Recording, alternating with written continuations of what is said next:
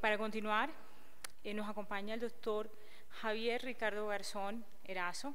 Es médico internista, infectólogo egresado de la Universidad Javeriana y de la Universidad Nacional de Colombia. Actualmente trabaja en el Hospital Universitario San Ignacio, la Clínica del Country, la Clínica de La Colina. Es docente de la Facultad de Medicina y Medicina Interna de la Universidad Javeriana. Y bueno, nos va a acompañar con la conferencia Avances en Vacunación contra Varicela Zoster. Bienvenido, doctor. Buenas tardes. Buenas tardes. Muchísimas gracias. Listo, bueno, primero que todo, muchas gracias por la invitación. Segundo, pues compartir la alegría de poder volver a estar en estos eventos de forma presencial. Vamos a hablar este ratico de controversias y opciones de vacunación para el virus de la varicela zoster. Empezamos pues recordando que el virus de varicela pues hace parte del grupo de los herpes virus, es un alfavirus, un alfa herpes virus que tiene al menos 6 glicoproteínas, de las cuales la que más nos interesa es la E, que como vamos a ver más adelante es el principal componente de la vacuna recombinante. Pues sabemos que después de la primera infección el virus migra desde las mucosas o la epidermis a los ganglios de la raíz dorsal, a algunas neuronas craneales, algunos ganglios autonómicos, y desde ahí puede presentarse posteriormente las reactivaciones. No tenemos muchos datos sobre las reactivaciones clínicas, pero esto es importante, subclínicas, pero esto es importante desde el punto de vista fisiopatológico, ya lo vamos a tocar, y sabemos que entre el 10 al 35% de las personas presentan reactivaciones más tarde en la vida, sobre todo después de los 50 años, en forma de herpes zóster. Y que de estos que presentan herpes zóster, casi hasta el 30% pueden desarrollar neuralgia postherpética, que habitualmente se puede presentar hasta más de 6 meses después del episodio del herpes.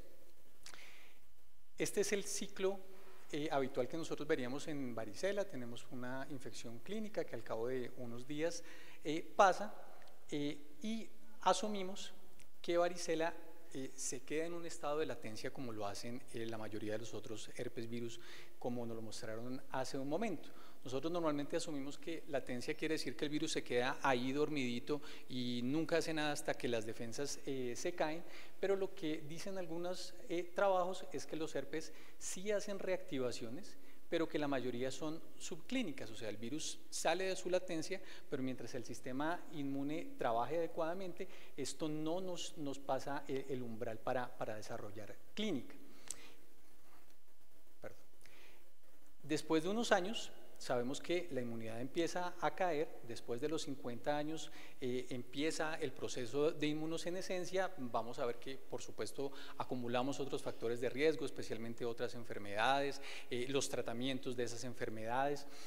Y puede ser que en algún momento, después de los 50 años habitualmente, se supera el umbral inmunológico, y estas reactivaciones se pueden asociar con un nuevo curso clínico, que pues es el herpes zóster, que como ya dijimos se presenta entre el 10 y el 35% de los casos.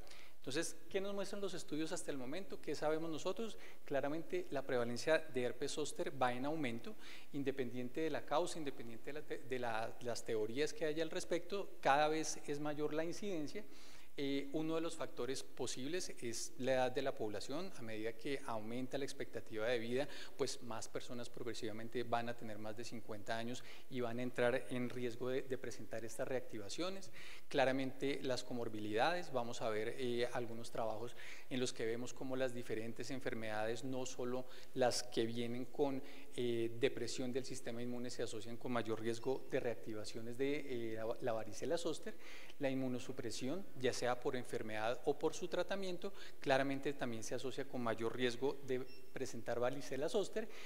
Y esto es algo de lo que vamos a hablar un buen ratico, porque es lo que ha hecho que en algunos países se decida hacer vacunación universal o no, y es si hay exposición viral en una población que se vacuna versus una población que no se vacuna. Entonces, esto es de lo que vamos a hablar en el resto de la charla. Empezamos con la llamada hipótesis de Hope-Simpson. Este es un trabajo que es pues la verdad, hermoso, que afortunadamente se deja descargar. Fue un trabajo que se publicó en 1965, lo hizo Edgar Hope Simpson, y él lo que hizo fue hacer sus postulados sobre la fisiopatología de la varicela y el herpes zóster, casi 60 años, y pues digamos que es muy, muy impresionante la precisión con la que describe muchas de las cosas que hoy damos por sentado.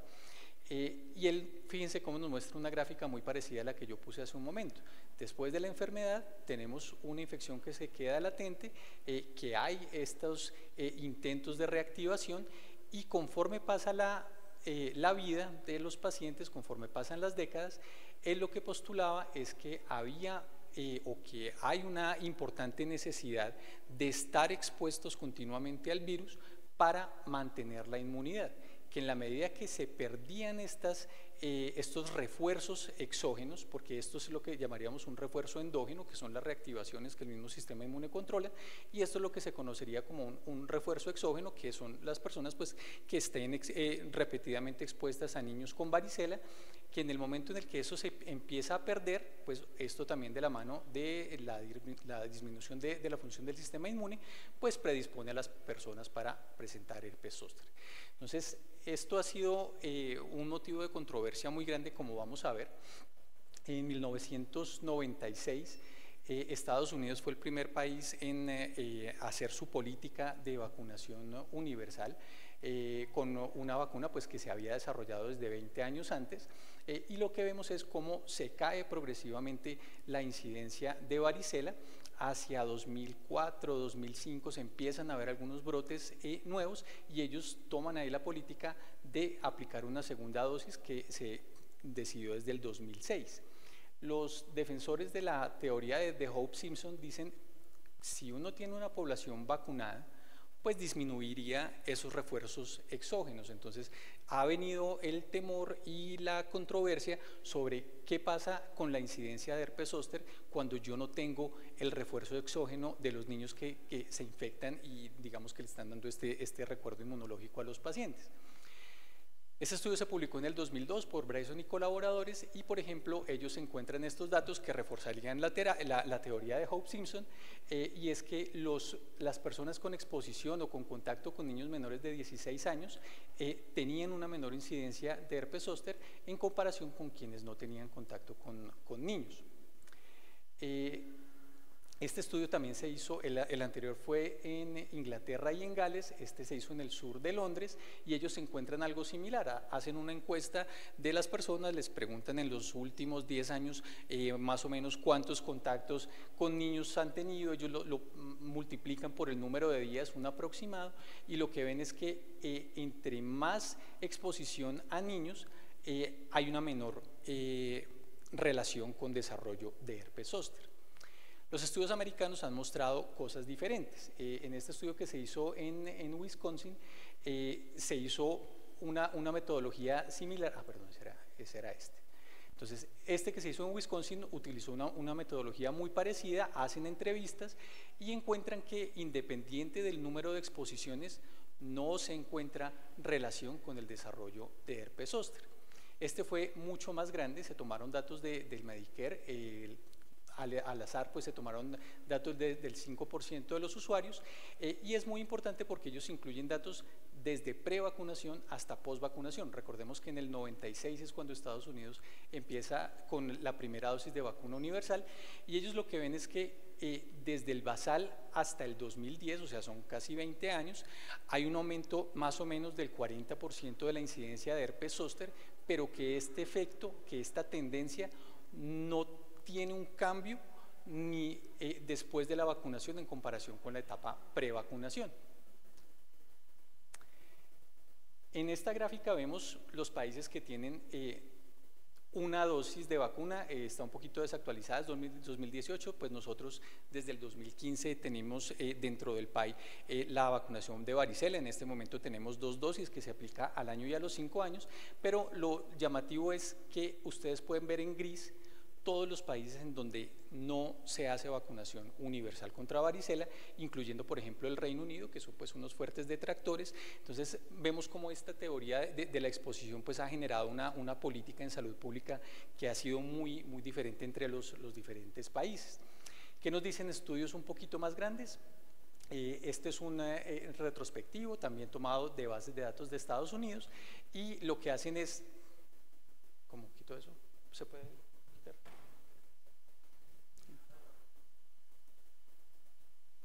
Gracias. Entonces ellos evalúan cómo se comporta en el tiempo la tendencia entre 1991 a 1995. ¿Seré yo? Es el, ya, perdón. Listo, entonces, la primera etapa de 1991 a 1995, prevacunación, una segunda etapa hasta 2007, que fue cuando se empezó la primera dosis, y la segunda hasta 2016, cuando ya se colocaban 2 dosis. Entonces, vemos aquí un poquito más marcado el comportamiento en mayores de 65 años. Cuando se evalúa la población general, no se ve de nuevo un efecto o un cambio en la tendencia de aparición de herpes zóster independiente de la vacunación, y a diferencia de lo que pasa en los mayores de 65 años, cuando se ve en los otros grupos de edad, se ve un aplanamiento de la curva. Entonces, por estos estudios de los americanos, por ejemplo, por este metaanálisis en el que se incluyen 130 estudios, 26 países, y del mapa anterior vemos que aquí hay algunos que no hacen vacunación universal, otros que claramente sí hacen vacunación universal, hay de todo, y fíjense cómo, de nuevo, después de los 50 años se dispara la incidencia de herpes zóster. Entonces, pues uno diría que al día de hoy los estudios más grandes como que no reafirman la teoría de Hope-Simpson, al menos de que sea el único potenciador de estos episodios de herpes zóster que se ven en la edad más tardía. Este es otro metaanálisis en el que se incluyeron 6 estudios, y ellos, de nuevo, en el grueso de la población no ven un cambio en la incidencia. Solo cuando se hace un análisis de subgrupos de los pacientes entre 10 a 49 años se ve una pequeña tendencia al aumento de la incidencia que no supera los 2 casos por 100.000 habitantes. Y cuando lo vemos desde el punto de vista inmunológico, estos son datos de un estudio de vacuna recombinante. Miden los títulos de anticuerpos, también miden la liberación de interferón gamma para evaluar inmunidad celular, comparando países o pacientes de países con alta circulación de varicela, que quiere decir que no tienen en su esquema de vacunación ninguna dosis, países con exposición o circulación moderada, que son países con una sola dosis, y países con baja circulación de varicela, que son países con 2 dosis de vacuna contra varicela. Y lo que vemos es que por títulos de anticuerpos, pues digamos que al menos al azar no hay una diferencia. Cuando lo vemos por liberación de interferón, tampoco vemos una diferencia que sea significativa entre países donde potencialmente circula más la varicela por no haber este esquema de vacunación universal. Cuando lo vemos desde el punto de vista de las comorbilidades, este es un trabajo pues bastante grande en el que se incluyeron pacientes con múltiples comorbilidades. Ellos escogieron 10 comorbilidades y encuentran que desde la rinitis alérgica, el EPOC, la enfermedad coronaria, la depresión, la diabetes, la gota, dislipidemia, hipertensión, hipotiroidismo, osteoartrosis, la presencia de cada una de ellas aumenta el riesgo de hacer reactivaciones de herpes zóster. Ellos hacen un constructo similar a la escala de Charlson y encuentran que a mayor cantidad de estas comorbilidades, pues también se va multiplicando o sumando el riesgo de incidencia de herpes zóster. No era el objetivo del trabajo, pero cuando ellos evalúan en pacientes con neoplasias, el OR por supuesto les da más alto, y en pacientes con VIH pues el OR es de 4.4. Entonces de ahí tenemos varios de los conceptos que previamente dijimos. A más edad, a más comorbilidades, a más inmunosupresión, pues mayor riesgo de tener casos o reactivaciones de herpes zóster. Queda siendo algo dudoso este efecto de la exposición exógena al virus en la incidencia del herpes zóster.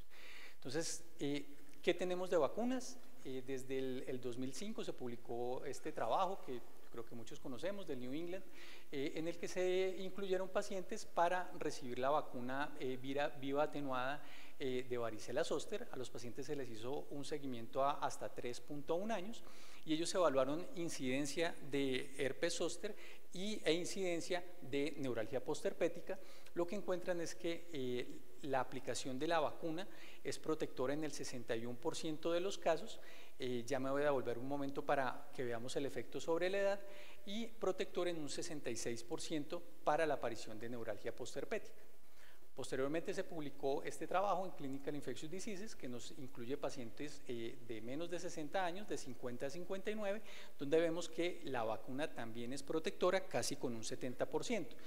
¿Qué tan buena es esta vacuna? Pues uno tendría que decir que conforme pasa la edad, va perdiendo eficacia. Entonces tenemos más o menos un 70% entre personas de 50 a 59 años, nos pasamos a un 66% en personas de 60 a 69 años, y cuando vemos la eficacia en mayores de 70 años, pues la eficacia apenas está del 55%, pues que es casi como un caricellazo. Claramente el otro inconveniente que tiene esta vacuna es que no es segura para pacientes inmunosuprimidos por ser pues una vacuna viva atenuada. Entonces, ¿necesitábamos una nueva vacuna? Claramente sí. Y de ahí pues nos aparece la vacuna recombinante que hablamos al principio. Como les dije, está compuesta especialmente por glicoproteína E, y estos son los resultados pues del estudio aleatorizado de fase 3 que se hizo en personas de mayores de 50 años. Este también se conoce como SOE 50, y vemos cómo en todos los grupos de edad tenemos una eficacia superior al 95%. Este es el SOE 70, que fue evaluado solamente para pacientes mayores de 70 años, y podemos ver claramente cómo con quienes reciben la vacuna recombinante tienen un riesgo mucho menor que quienes recibieron el placebo de desarrollar herpes zóster, y un riesgo mucho menor también de desarrollar neuralgia postherpética. ¿Listo? ¿Qué nos decían estos trabajos? El seguimiento se había hecho hasta 3.2 años, no lo veo por ahí, pero bueno, era 3.2 años. Posteriormente se publicó este trabajo en el que se incluyó una población menor, 7.200 pacientes, y se siguen por una media de 5 a 7 años, algunos llegaron hasta los 8 años de seguimiento, y lo que vemos es que a casi 8 años la eficacia de la vacuna persiste por encima del 80%. El problema con la vacuna de virus vivos atenuados es que se estima que después del 4.º año la eficacia va cayendo paulatinamente.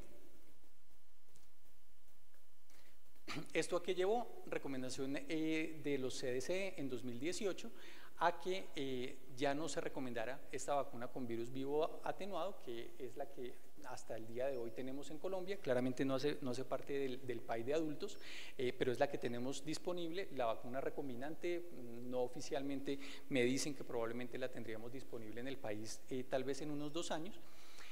En 2018 pues salen estas recomendaciones, y es que para todos los mayores de 50 años se recomienda la administración de vacuna recombinante. Normalmente se aplican 2 dosis, en los estudios se aplicaba una dosis inicial, la segunda a los 2 meses, pero se acepta que la segunda dosis se puede aplicar hasta 6 meses después de la primera.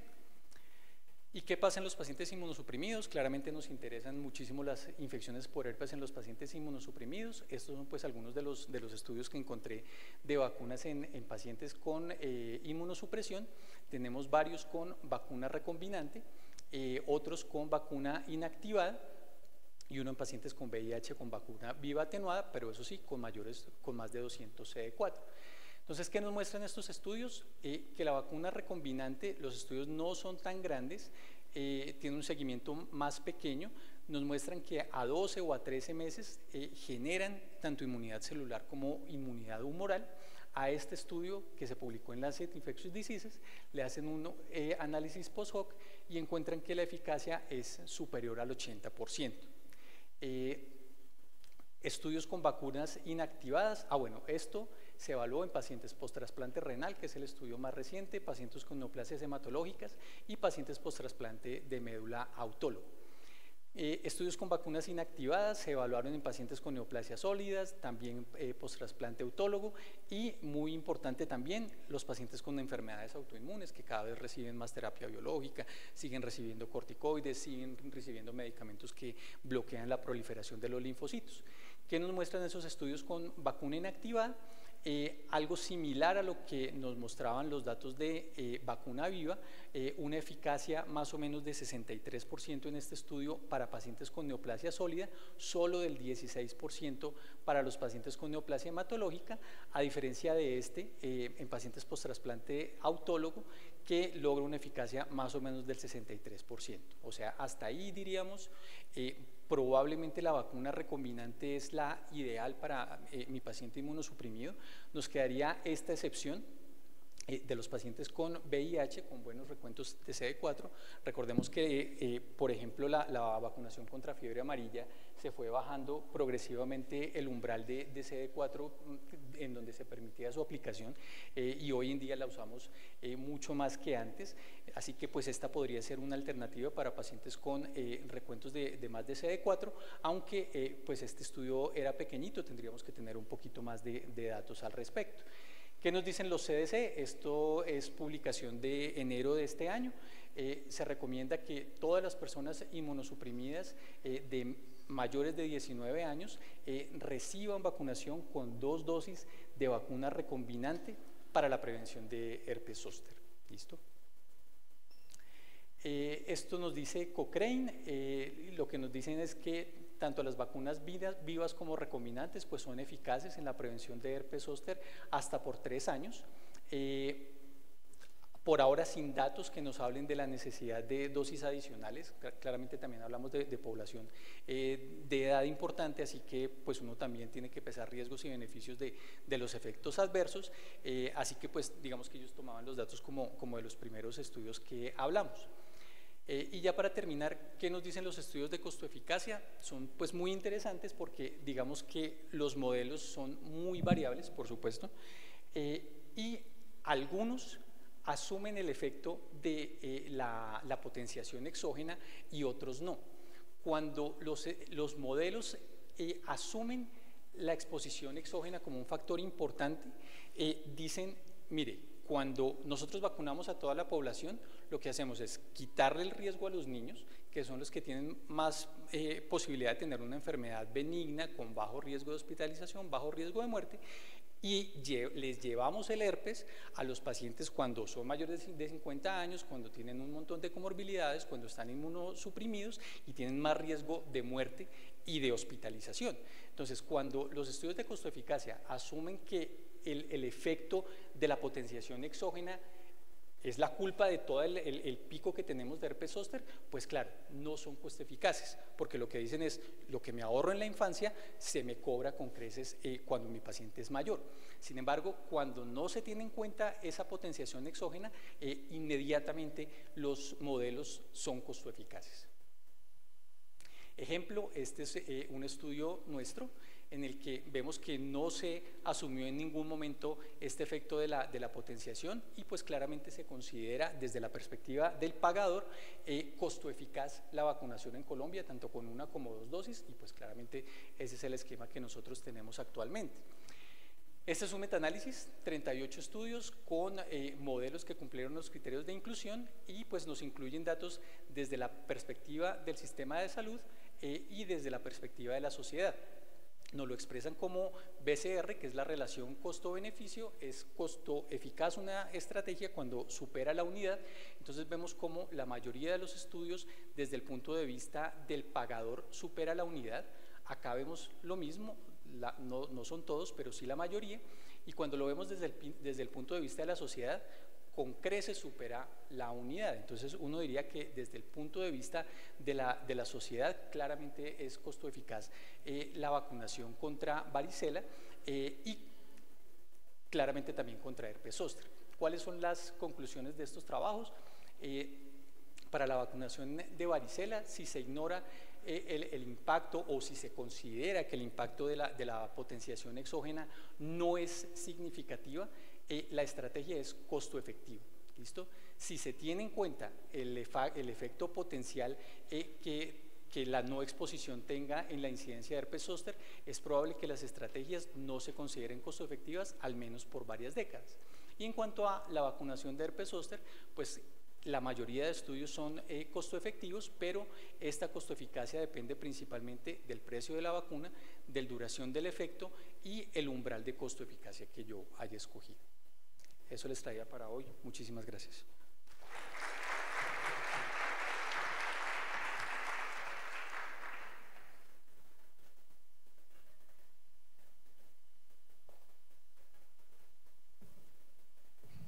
Bueno, muchísimas gracias al doctor Garzón por su excelente conferencia. En realidad las 3 conferencias fueron bastante buenas.